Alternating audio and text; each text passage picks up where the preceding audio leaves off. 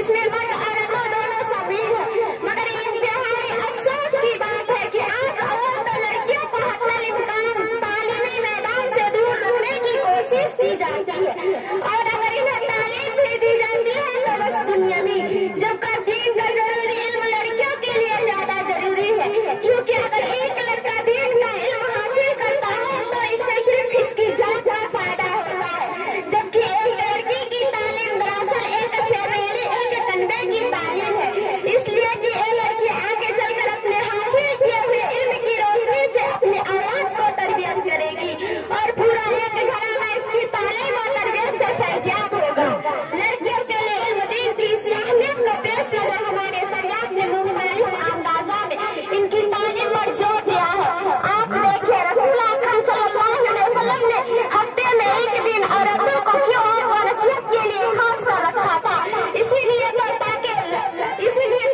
عورتیں کا بھی علم حاصل ہوتا رہے۔ آپ صلی اللہ علیہ وسلم عیدین میں عورتوں کو جانے کا تاکہ آدمی کیوں دیا، اسی لیے تو تاکہ عورتیں بھی ایمان پر خطبہ سنے اور اپنی معلومات میں اضافہ کریں۔ وآخر دعوانا الحمدللہ رب العالمین۔ السلام علیکم ورحمۃ اللہ وبرکاتہ۔